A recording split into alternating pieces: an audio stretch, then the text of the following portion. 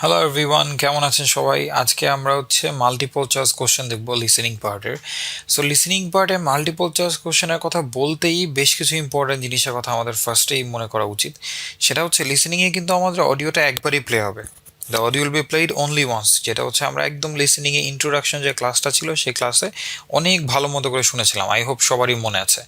যেহেতু অডিওটা একবারই প্লে করা হবে, সো ফার্স্টে অডিওটা প্লে করার আগে যখন আমাদের কিছুক্ষণ সময় দেওয়া হয় কোশ্চেনগুলো রিং দেওয়ার জন্য, তখন কিন্তু আমাদেরকে কোশ্চেনগুলি খুবই ভালো মতো করে রিং দিতে হবে, because that is our only chance. I mean, যত ভালো মতো করে আমি কোশ্চেনগুলি রিডিং দিয়ে রাখতে পারবো, তত ইজিলি আমি আমার অ্যান্সারগুলি করতে পারবো মাল্টিপল চয়েসের জন্য। মাল্টিপল চয়েসে অলওয়েজ আমাদের 3টা থেকে 5টা অপশন দেওয়া থাকে, যেখান থেকে আমাদের পার্টিকুলার একটা চুজ করতে হয়। আচ্ছা, সো এই জিনিসটা করার জন্য কি কি কাজ করলে আমাদের হেল্পফুল হতে পারে? So initially what I am going to tell you guys, find the keywords. So it is the one of the most important thing, finding the keywords. So কিওয়ার্ডটা আমাদেরকে খুঁজে বের করতে হবে।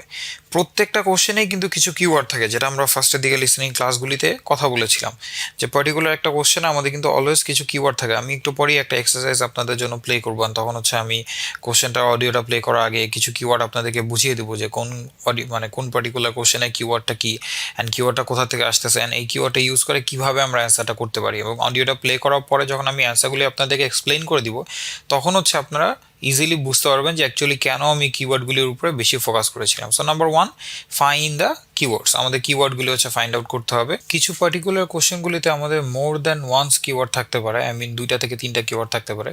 এটা বেসিক্যালি ডিপেন্ড করে কোশ্চেনটার লেন্থটার উপরে এবং কোশ্চেনটা কী টপিকের উপরে, কী টাইপের কোশ্চেন এটার উপরে। আচ্ছা, সো এরপরে নাম্বার 2তে যদি আমরা চলে আসি, number 2 read the questions very carefully. আচ্ছা, এখানে যে জিনিসটা আমি বোঝানোর ট্রাই করতেছি, যে আপনি কোশ্চেনগুলি আগেই রিডিং দিয়ে রাখেন ভালো মতো করে।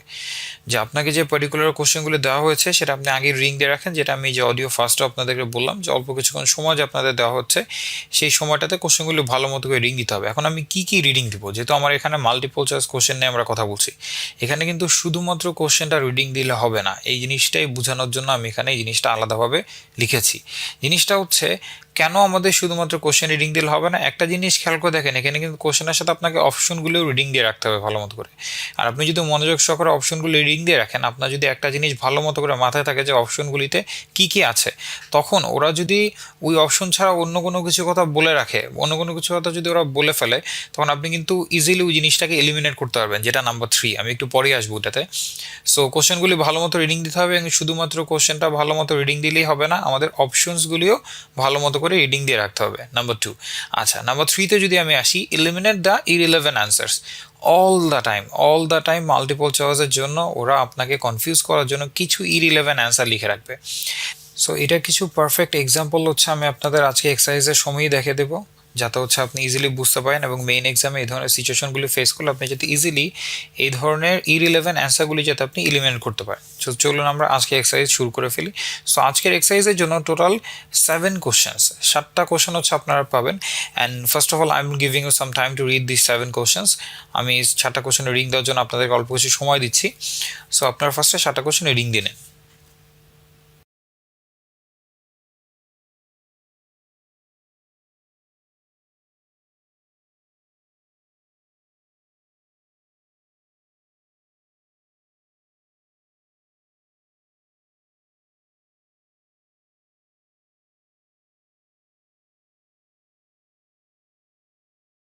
এখন আমি অডিওটি প্লে করতে যাচ্ছি, এবং অডিওটি প্লে করার পরে যখন অডিওটি পুরোপুরি শেষ হয়ে যাবে, এরপর আমি প্রত্যেকটি প্রশ্ন উত্তর আপনাদেরকে খুব ভালো মতো করে বুঝিয়ে দেবো, so that if there is any kinds of situation that you are facing any troubles, যাতে জিনিসটা ইজিলি ক্লিয়ার হয়ে যায়। যদি কোথাও আপনি কোনো প্রবলেম ফেস করেও যদি থাকেন, তাহলে যাতে ওইটা ইজিলি ক্লিয়ার হয়ে যায়। ওকে, সো আমি অডিওটি এখন প্লে করতে যাচ্ছি।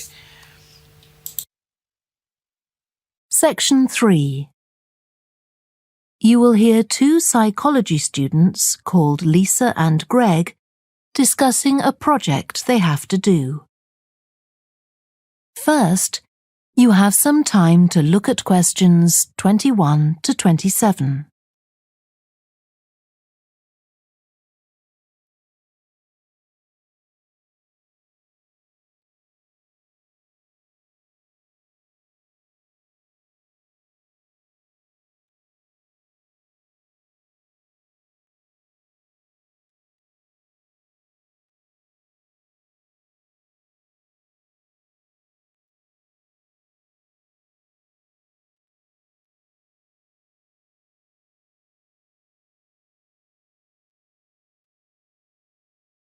Now listen carefully and answer questions 21 to 27. OK, Greg.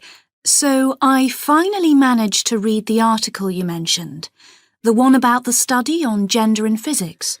About the study of college students done by Akira Miyake and his team. Yeah, I was interested that the researchers were actually a mix of psychologists and physicists. That's an unusual combination. Yeah. I got a little confused at first about which students the study was based on. They weren't actually majoring in physics. They were majoring in what's known as the STEM disciplines. That's science, technology, engineering And math.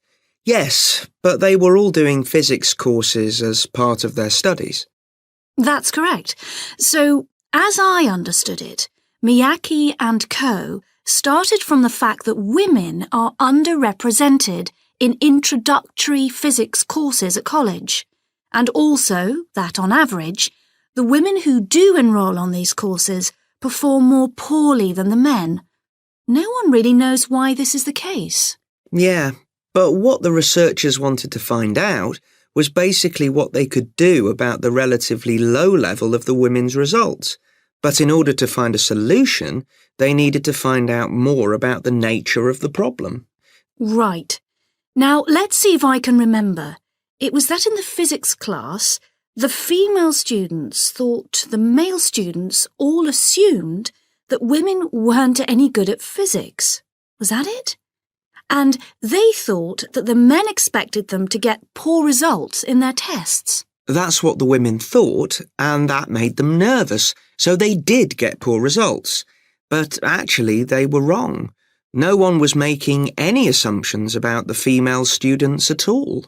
Anyway, what Miyake's team did was quite simple, getting the students to do some writing before they went into the physics class. What did they call it? Values affirmation.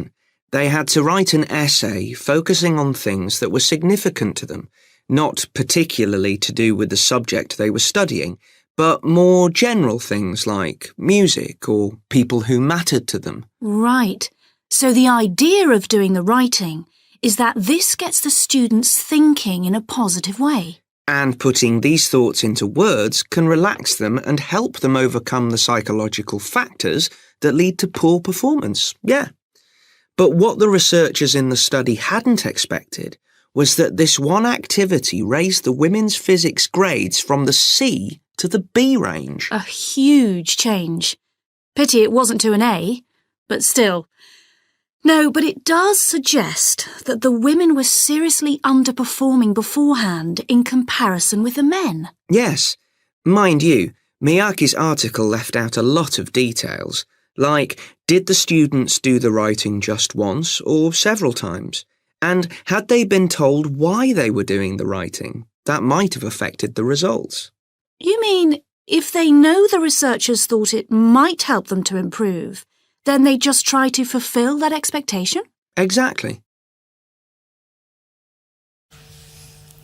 Okay, so I think আপনাদের সবারই practice করা শেষ হয়ে গেছে। চলুন one by one আমরা এখন দেখে আসি যে অ্যাকচুয়ালি কোনটার অ্যান্সার কী ছিল এবং সেই অ্যান্সারগুলি আমাদের কোনোটা ঠিক হয়েছে, কোনোটা ভুল হয়েছে, কেন ঠিক করলাম, কেন ভুল করলাম।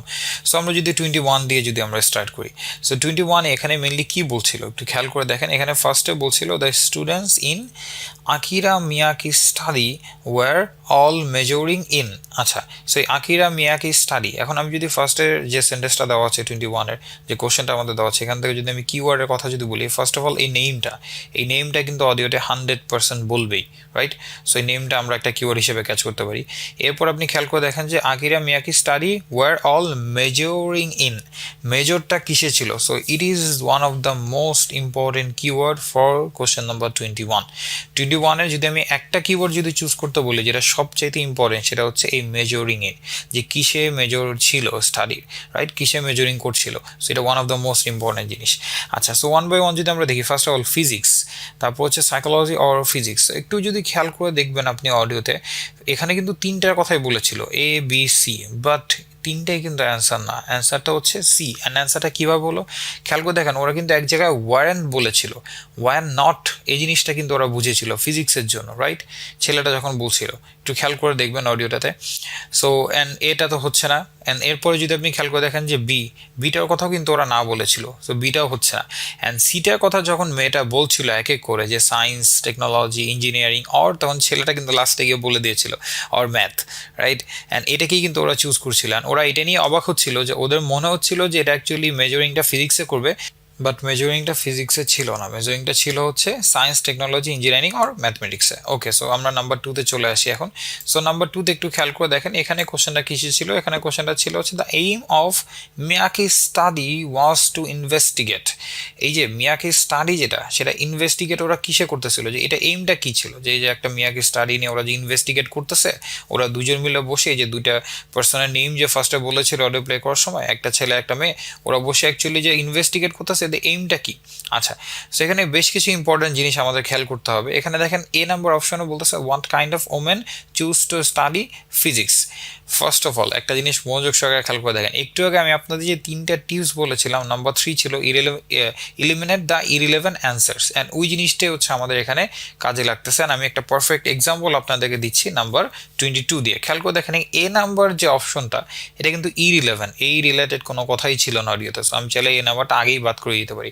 অ্যান্ড এ নাম্বার অপশনটা যখনই আমি বাদ করে দিচ্ছি, তখন আমার জন্য ইজি হয়ে যাচ্ছে নাম্বার বি আর নাম্বার সি এর ভিতরে থেকে যে কোনো একটা অ্যান্সার চুজ করার জন্য। নাম্বার বিতে কি বলছিল? A way of improving women's performance in physics. আচ্ছা, a way of improving women's performance in physics, এটা গেল আমাদের নাম্বার বিতে, যে কাইন্ড অফ ওমেন্স পারফরমেন্স যেটা থাকবে সেটা ইমপ্রুভ করার জন্য ফিজিক্সের জন্য, এই ধরনের একটা জিনিস। আর নাম্বার সি যদি দেখি, were fewer women than men study physics at college. এখানে নাম্বার সিতে কি বলছে খেয়াল করে দেখেন, যে whether fewer women than men study physics at college. চিন্তা করে বললেন তো কোনটা অ্যান্সার হতে পারে? Yes, the answer is B. যদি আপনি বি চুজ করে থাকেন তাহলে বিটাই কারেক্ট, বাট যদি আপনি সি চুজ করে থাকেন তাহলে আপনার অ্যান্সারটা কিন্তু কারেক্ট নয়। কেন কারেক্ট না, আমরা এটা নিয়ে যদি এখন একটু কথা বলতে আসি। সি নিয়ে কিন্তু কথা অডিওতে বলেছিল, বাট এখানে কথা হচ্ছে এইমটা কি, আমরা এইমটার কথা বলতেছি কোশ্চেন। আর যখন এইমটার কথা বলবো তখনই কিন্তু নাম্বার বিটা চলে আসে, যে ওমেন্স পারফরমেন্স ইন ফিজিক্স, এটা কীভাবে ইমপ্রুভ করা যায়, এ ওয়ে অফ ইমপ্রুভিং, রাইট? কীভাবে করে ইমপ্রুভ করতেছিল ওমেন্স পারফরমেন্স ইন ফিজিক্সটা, এই রিলেটেড কিন্তু জিনিসটা ছিল ওদের এইম, রাইট? ওদের এইম কিন্তু এটা ছিল না যে ওদের fewer women than men study physics at college, right?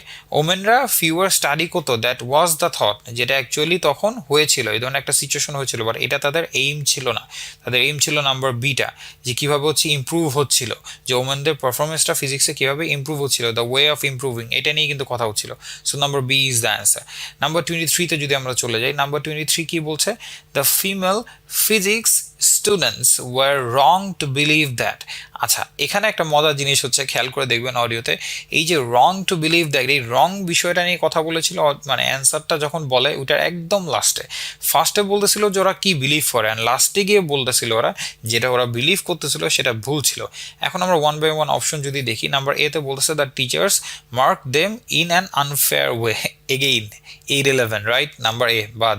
Number B, the male students expected them to do badly. আচ্ছা, the male students expected them to do badly. এখন এটা এই রিলেটেড কিছু ইনফরমেশন আমাদের ওখানে ছিল, আমরা নাম্বার সিটাও একটু দেখে আসি। their